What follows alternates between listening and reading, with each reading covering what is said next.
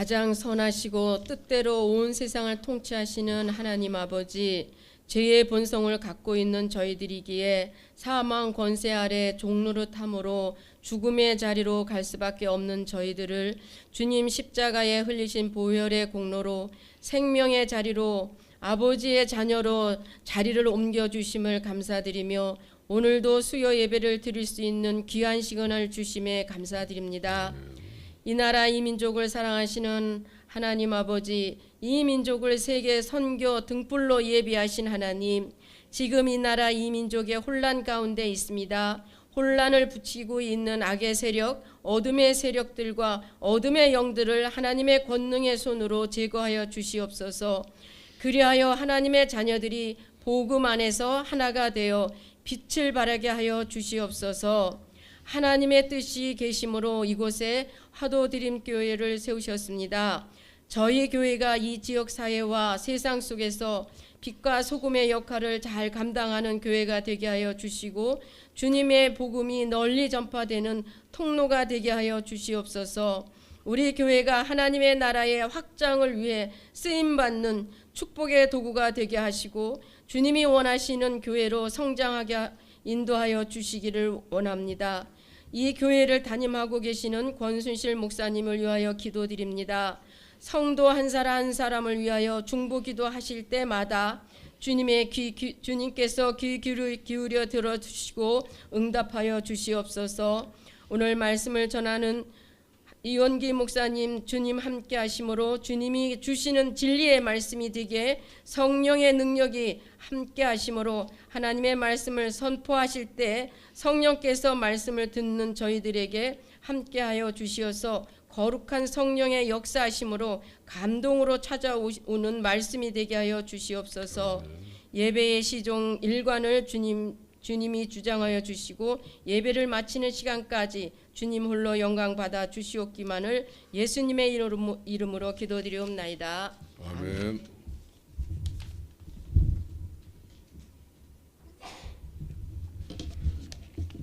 말씀은 사도행전 19장입니다. 19장 1절로 7절 말씀까지 한 목소리로 읽겠습니다. 사도행전 19장 1절에서 7절 말씀입니다. 읽습니다. 아볼로가 고린도에 있을 때에 바울이 윗지방으로 다녀 에베소에 와서 어떤 제자들을 만나 이르되 너희가 믿을 때에 성령을 받았느냐 이르되 아니라 우리는 성령이 계심도 듣지 못하였노라.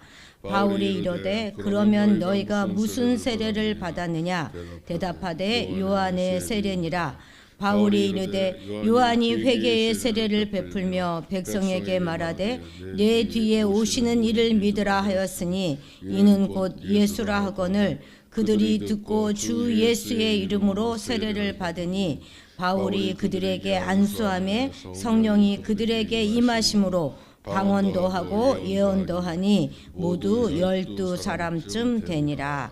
아멘. 이용기 목사님 나오셔서 말씀 전해 주시겠습니다.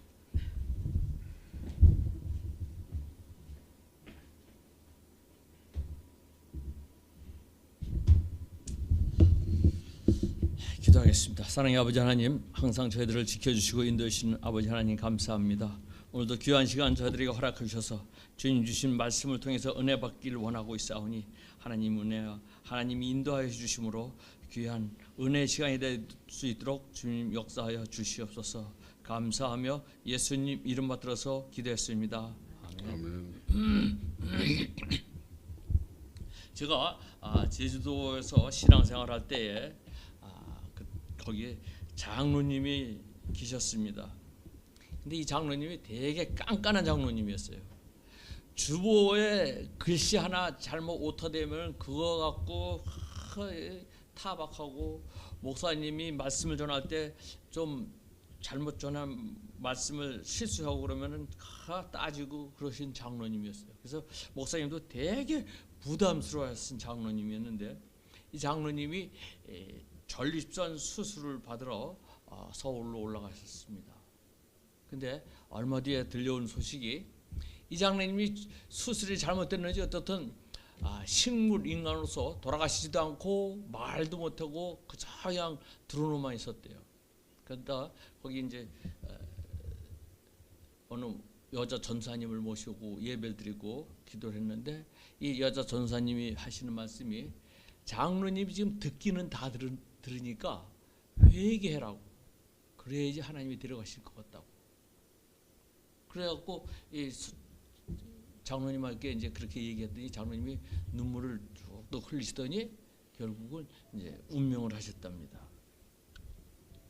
즉 성령께서 그 여자 전사님을 통해서 예언의 은사를 통해서 장로님을 깨우쳐 주신 것이죠. 이와 같이 이런 은사, 성령의 역사, 이 바울은 성령의 인도함을 받기 위해서 성령을 받아야 하기 때문에 어떤 제자들에게 물었습니다. 1절, 2절, 3절입니다. 아볼로가 고린도에 있을 때 바울이 윗지방으로 다녀 에베소에 와서 어떤 제자들을 만나 이르되 너희가 믿을 때 성령을 받았느냐 이르되 아니라 우리는 성령의 계심도 듣지 못하였노라. 바울이 이르되 그러면 너희가 무슨 세례를 받았느냐 대답하되 요한의 세례니라. 성령을 바울은 에베소 어떤 제자들에게 너희가 믿을 때 성령을 받았느냐 하고 물어봤습니다. 근데 이들의 대답은 무엇이었습니까? 성령의 계심을 알지 못하고 듣지도 못했다. 그리고 요한의 세례만 알 뿐이라고 이야기하고 있습니다. 지난 시간에 우리가 봤듯이 아볼로가 브리스길라와 아굴라 부부를 만나기 전에 아볼로가 아볼로에게 배웠던 제자들이었던 것이죠. 아볼로로부터 배웠기 때문에 이들은 성령에 대해서 전혀 알지 못하고 오직 요한의 세례만 알았던 것이죠. 4절 말씀 보시기 바랍니다. 바울이 이르되 요한이 회개의 세례를 베풀며 백성에게 말하되 내 뒤에 오시는 이를 믿으라 하였으니 이는 곧 예수라 하거늘. 바울은 요한이 회개의 세례를 베풀며 예수를 믿으라고 하였습니다. 바울이 말한 요한의 회개의 세례, 요한이 세례를 베풀 때는 어느 때입니까? 마태복음 3장 11절 말씀 보시기 바랍니다. 나는 너에게 회개하기 위하여 물로 세례를 베풀거니와 내 뒤에 오시는 이는 나보다 능력이 많으시니 이는 그의 신을 들기도 감당하지 못하겠노라. 그는 성령과 불로 너에게 세례를 베푸실 것이요. 예수님이 오시기 전에 요단강에서 세례를 베풀었죠. 요한은 물로 세례를 베푸고 예수님은 성령과 불로 세례를 베푸실 것이라고 요한이 말했죠. 그러니까 요한은 자신의 세례를 물세례로 또 예수님이 베푸시는 세례는 성령과 불세례로 구분을 하였습니다. 예수님도 요한의 세례를 자신이 하는 세례와 구분하셨는데요. 예수님은 율법을 요한의 때까지라고 말씀하시면서 구분했습니다. 누가복음 16장 6절입니다. 율법과 선지자는 요한의 때까지요. 그 후부터는 하나님 나라의 복음이 전파되어 사람마다 그리로 침입하였느니라. 예수님은 율법을 요한의 때까지이며 이후로는 복음으로 하나님 나라를 들어갈 수 있다고 얘기했습니다. 이렇게 예수님은 율법이 요한의 때까지라고 이야기하시면서 율법과 복음을 구분했습니다. 그렇다면 바울은 율법을 어떻게 이야기하고 있습니까? 로마서 7장입니다. 7장 7절입니다. 그런즉 우리가 무슨 말을 하리요? 율법이 죄냐? 그럴 수 없느니라. 율법으로는 말미암지 않고 내가 죄를 알지 못하였으니 곧 율법이 탐내지 말라 하지 아니하였다라면 내가 탐심을 알지 못하였으리라. 즉 바울이 얘기하죠. 남의 것을 탐내지 말라는 말씀이 없었다면은 내가 이 탐냈다는 것이 죄라는 것을 깨닫지 못했을 것이다. 즉 율법이 죄를 깨닫게 하여 주던 역할을 하였다고 얘기하는 것입니다. 율법은 하나님께서 천지를 창조하실 때 세우신 창조 질서이죠. 우리는 일반적으로 율법을 어떻게 윤리, 도덕, 양심이라고 이야기할 수 있습니다. 요한은 실제로 요단강에서 세례를 베풀러 나온 사람들에게 어떤 이 상식적이고 윤리적인 것에 대해서 이야기를 하였죠. 누가복음 3장 10절에서 14절까지입니다. 무리가 아브로 이르되 그러면 우리가 무엇을 하리이까?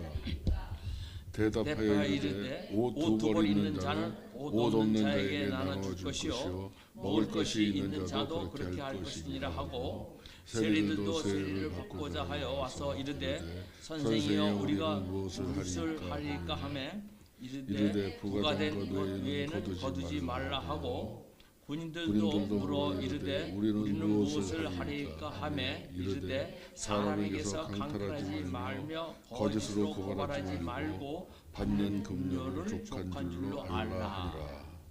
즉 옷과 먹는 것이 있는 사람은 없는 사람에게 나눠주라고, 또 세리는 부과된 것 외에는 거두지 말고 군인들은 강탈하지 말며 거짓으로 고발하지 말라. 즉 요한이 세례를 베풀 때 이와 같이 상식적이고 윤리적이고 각자 지니고 있는 양심을 율법에 빗대어서 이야기하고 있는 것이죠. 이러한 상식적이고 윤리적이고 양심적인 죄를 깨닫게는 하지만, 그러나 요한이 세례를 베풀 때 그로 인해서 성령은 오지를 않았습니다. 성령이 깨우쳐 주지는 않았죠. 그러나 오늘 본문에서 바울은 예수의 이름으로 세례를 베풀었습니다. 그리고 안수했습니다. 4절, 5절, 6절입니다. 바울이 이르되 요한이 회개의 세례를 베풀며 백성에게 말하되 내 뒤에 오시는 이를 믿으라 하였으니 이는 곧 예수라 하거늘 그들이 듣고 주 예수 이름으로 세례를 받으니 바울이 그들에게 안수하며 성령이 그들에게 임하심으로 방언도 하고 예언도 하니. 바울은 그들에게 세례 요한이 언급하였던 구원자 예수님에 대해서 설명을 해주고 그를 주 예수 이름으로 세례를 베풀었습니다. 예수님의 이름으로 세례를 베풀 때에 어떻게 했다고요? 성령이 이들에게 임하였다고 얘기하고 있습니다. 그 증거로 방언하고 예언을 하였습니다. 요한이 회개의 세례를, 즉 물세례를 베풀 때는 아무런 징조가 보이지 않았죠. 그러나 바울이 예수의 이름으로 세례를 베풀 때 이들에게는 성령이 임함으로 방언도 하고 예언도 하였습니다. 즉 성령이 임하였다는 징조를 보였습니다. 서두에서 말씀드렸듯이 장로님을 기도해 주시던 여자 전사님은 예언의 은사를 통해서, 예언 기도를 통해서 그 장로님을 구원시키고 데려가시려고 하였던 것이죠.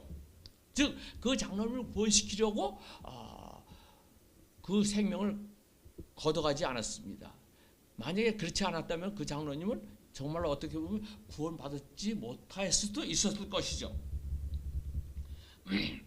저 자신도 방언을 하고 예언하는 성령의 세례를 받았을 때에 하나님께서 깨우쳐 주셨습니다.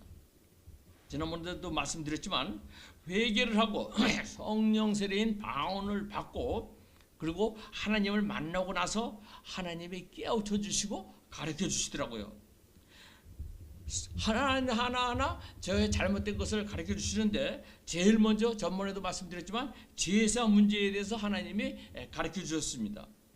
저의 생각은요, 어머니가 군대 있을 때 돌아가셨는데 어머니에게 제사 드리는 것, 절하는 것은 어떤 윤리적이고 우리들의 상식적인 문제이지, 그래서 어머니에게 예의를 갖추는 것이지 그것이 꼭 귀신에게 하는 것이라 생각을 하지 않고 기일 때나 명절 때 꼭 제사를 드렸습니다.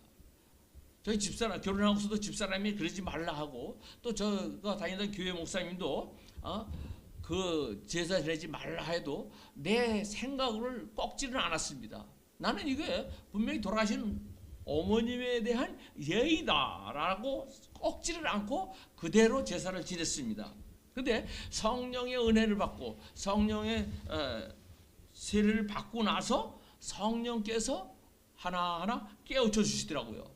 그전에도 말씀드렸지만 어머니 산소에 가서 절을 했을 때 저 집사람의 가슴에 멍울이 2개가 있으면서 그것을 통해서 하나님이 깨우쳐 주시더라고. 너는 너 어머니에게 절했다고 하지만 어머니는 예수를 안 믿고 갔기 때문에 음부에 가는 것이고 내가 생각하는 것은 전혀 아니다라고 이와 같이 깨우쳐 주시더라고요. 그래버려 해서 제가 제사 지내는 것은 집안 식구들이 그 반대하고 난리쳐도 끊었습니다. 그래서 저희 형제 동기간들로부터 한 3년 동안을 연락을 안 하고 서로 왕래를 안 했습니다. 어떻든 그러나 하나님이 가르쳐 주셨기 때문에 그렇기 때문에 제가 그것을 그대로 밀고 나갈 수 있었습니다. 또한 11조 문제도요. 제가 하나님에 만나고 나서 하나님께서도 11조 문제에 대해서 얘기했는데 그래서 11조 문제도 제가 이렇게 흔들리질 않았습니다. 그전에는 교수들, 유명한 교수들의 글을 봤을 때에 꼭 교회만 해야지 되는 것이 아니다라는 이 교수들의 글, 김영석 교수의 글을 내가 많이 읽었는데 근데 나중에 알고 보니까 김영석 교수가 우쭈머나 간지 이 양만을 좋아하는데 그 다 무교회주의더라고요. 근데 이 김영석 교수도 보니까 무교회더라고요. 그런데 그분의 얘기를 어떻든 듣고 11조를 내 마음대로 이렇게 꼭 교회에다만 하면 안 해도 되지 않냐라는 생각을 했는데 성령께서 깨우쳐 주셨습니다. 11조는 그렇게 하는 것이 아니고 다 드리는 것이라 하고 성령께서 깨우쳐 주셨기 때문에 이제 11조 문제도 누가 뭐래도 흔들리질 않습니다. 제가 제주도에 있을 때도 하나님이 주신 은사로 신의 은사로 이제 병 고치는 이런 것을 귀신을 쫓고 그랬더니 그 교회 집사님이 그거에 고마워갖고 자기 딸이 그때 대한항공을 다니는데 그 11조를 나에게 주겠다고 그러더라고요. 근데 그때도 우리가 어려웠을 텐데 근데 제가 그때 기도를 해서 하나님부터 받은 말씀이 있었기 때문에 11조는 그렇게 하는 것이 아니고 교회에 다 드려야 됩니다 하고 거절했습니다. 물론 이곳에 와서도 제가 같이 직장 생활하고 있는 이 집사님이 저 통해서 또한 고침을 받고 나서 이분도 교회를 나가지 않는데 이렇게 11조를 나에게 준다. 그래서 이거는 그래서 제가 지금 교회 건축 헌금 형식으로 교회에다 드리고 있습니다. 이같이 성령님이 깨우쳐 주지 않았다면요, 저도 뭐 물질적으로 주는데 싫다고 해야겠습니까? 그러나 성령이 깨우쳐 줬기 때문에 올바른 길로 갈 수가 있었던 것입니다. 그렇다면은 왜 바울은요 성령 세례를 받게 하였습니까? 무슨 세례? 그냥 죄를 깨닫기만 하고 회개만 하는 것은 성령의 가르침이 없었기 때문에 그렇기 때문에 바울은 예수님의 인도함으로 성령 세례를 받음으로 깨우쳐 주기 위해서 바울은 성령 세례 예수 이름으로서 세례를 받게 하였던 것입니다. 로마서 3장 20절 말씀 보시기 바랍니다. 그러므로 율법의 행위로 그의 앞에 의롭다 하심을 얻을 육체가 없나니 율법으로는 죄를 깨달음이라. 우리가 죄를 잘못된 길로 가고 있다는 것 깨닫기는 합니다. 그러나 그 깨닫는 것으로서는 부족하죠. 그것으로서 어떻게 합니까? 우리가 의로워질 수는 없는 것입니다. 우리는 의로워지기 때문에 의로워지기 위해서 우리가 성령을 받았고 하나님의 깨우침을 받아야 되는 것입니다. 우리가 하늘나라에 들어가려면은 결국 하나님의 천국 백성이 되려면은 예수의 보혈의 피로서 의로워져야 되죠. 표준 세번역 로마서 5장 1절입니다.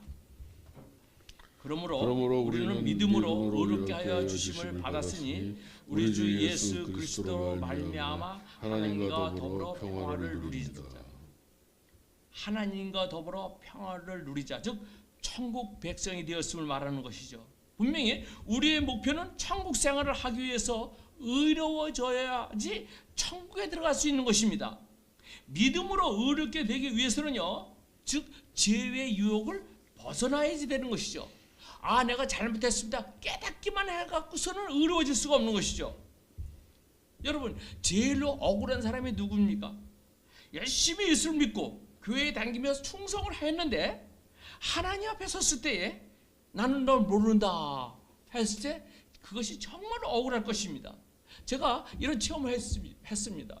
제가 기도굴에서 하나님을 만났는데 하나님 앞에 서서 제가 하나님 납니다 하니까 하나님께서 내가 누구냐 그러더라고요. 야, 그때 심정이라는 것은요, 내가 만약에 하나님 앞에 섰는데 난 너 모른다 하면 그 마음이 어땠을까? 진짜 그래갖고 그때 막 울며 하나님한테 회개를 했습니다. 한 2시간 동안 회개하니까 그제서야 하나님이 그 회개를 받아주시고 알았다 하면서 하나님이 저에게 말씀을 주시더라고요. 그러니까 회개하지 않으면은 잘못했다는 거 깨닫기만 하고 회개하지 않으면은 의로워질 수가 없는 것이죠. 즉 천국 백성이 될 수 없는 것입니다. 서두에서 말씀드렸듯이 조 장로님을 하나님이 사랑하시기 때문에 회개시켜서 의롭게 하여서 데려가셨던 것을 그리고 천국 백성으로 만들어 주셨던 것입니다. 근데 그냥 내가 죄를 지었습니다. 이거 잘못했구나 깨닫기만 하고서 그러면 여러분 어떻습니까? 그 깨닫기만 한다고 죄의 유혹을 이길 수 있습니까? 절대 이기지 못합니다. 지난 다니엘 기대 때 그 남경필 경기도지사 전 경기도지사 간증이 있었죠. 그분의 자녀가 마약의 문제로 굉장히 어려움을 겪고 있었다고 하시죠. 그래서 나중에는 끊을라 죄라는 거 마약이 잘못된 거 알면서 끊을라 해도 그것을 유혹을 떨치지 못해서 나중에는 판사에게 찾아가서 우리 아들 집행유예를 때리지 말고 징역 살게 해달라. 그래서 감옥에 가서 그 유혹을 떨쳐버리게 해. 그런 간증을 들은 적이 있습니다. 저 자신도요. 제가 결혼하기 전에 직장 다니면서 직장 동료들과 같이 술집에 가고 룸사람에 하고 이것이 했는데 이것이 이거 믿는 사람으로서 이러면 안 되겠구나라는 생각을 하면서도 퇴근해갖고 직장 동료들이 가자 그러면 또 아무런 죄의식을 느끼지만 그냥 그저 회개하면 되겠지 하고 따라가고 했습니다. 이와 같이 죄의 유혹을 벗어나기가 정말로 힘든 것이죠. 저 같은 경우는 그런 유혹을 못 벗어나니까 하나님께서 결국은 하나님 만나고 나서 방향을 완전히 틀어주셨던 것입니다. 여러분 그래서 유대인들의 율법은 중요하게 여기죠. 우리들도 그 유대인들의 율법을 중요하듯이 우리들도 율법을 무시할 수가 없습니다. 왜? 율법이 있으므로 율법을 범하였을 때 내가 죄를 지었구나 깨달을 수 있기 때문이죠. 그러나 그 죄를 깨닫지만 또다시 유혹을 받아서 그 유혹에 넘어갈 때 그것을 떨쳐버릴 수 없을 때 그것을 떨쳐버릴 수 있는 것은 무엇입니까? 성령의 인도함과 가르침인 것이죠. 그래서 성령의 도움을 받기 위해서는요, 요한의 물세례가 아닌 즉 예수님이 주시는 성령과 불세례가 필요한 것입니다. 그래서 우리에게 중요한 것은요, 죄를 깨닫기만 해갖고서 이것이 중요한 것이 아니죠. 그러고 깨닫는 것으로서 우리가 의로워질 수는 없습니다. 우리가 천국 백성이 될 수는 없는 것이죠. 그러나 성령의 인치심으로 성령이 우리와 함께 할 때는 깨닫게 해주시면서 또 어떻게 합니까? 그 길로 가지 않게 하나님께서 이끌어 주신다는 것을 믿으시기 바라겠습니다. 그래서 우리에게 필요한 것은 죄를 깨닫는 것뿐만 아니라 죄를 깨닫고 그 죄의 유혹에서 벗어날 수 있는 성령의 인도하심, 성령의 인치심이 정말로 중요한 것입니다. 그래서 성령과 불세례를 분명히 우리는 받아야지 되는 것입니다. 그러기 받기 위해서는 어떻게 합니까? 항상 율법을 생각하면서 내가 잘못된 것을 회개하고 하나님께 사모할 때에 성령의 인치심을 사모할 때에 성령은 우리로 하여금 그 인도하여 주시고 우리로 하여금 성령 세례를 주신다는 것을 믿으시기 바라겠습니다. 한국의 6.25 전쟁에 일어난 직후에 미국 로터리 클럽 회원이 한국의 한 나병 환자 수용소를 방문했습니다. 그리고 그 수용소에서는 미국에서 파견 나온 간호사 선교사 한 사람이 나병 환자를 간호하고 있었습니다. 그들은 간호사가 나병 환자에 흐르는 고름과 상처를 정성스럽게 간호하면서 뜨거운 인간 애를 보였습니다. 이것을 본 한 사업가는 카메라를 담그면서 이 장면은 100만 불짜리 사진입니다. 그러나 나는 누가 나에게 100만 불을 준다고 해도 나는 도저히 이 일을 할 수 없을 것 같습니다 라고 했습니다. 그때 그 간호사는 이 사업가에게 얘기했습니다. 저도 이 일을 못할 것 같았습니다. 그러니까 그 사업가가 그렇다면 당신은 어떻게 이 일을 하고 있습니까? 물으니까 그 간호사는 그리스도의 사랑이 저를 강권하였기 때문에 이 일을 할 수밖에 없는 것입니다 라고 얘기하였습니다. 여러분, 이와 같이 죄의 유혹으로부터 떨궈져 나갈 수 있는 것은 예수 그리스도의 사랑, 성령의 인도하심입니다. 그리고 그 사랑을 우리에게 베푸시는 강권함도 또한 성령의 인도하심을 우리가 믿어야지 되겠습니다. 분명히 우리는 신앙생활을 하면서 잘못된 길로 갈 때가 있습니다. 그러나 그것을 내가 잘못된 길로 가고있구나 깨닫기만 해갖고서는 아니 됩니다. 그래갖고서는 의로워질 수가 없죠.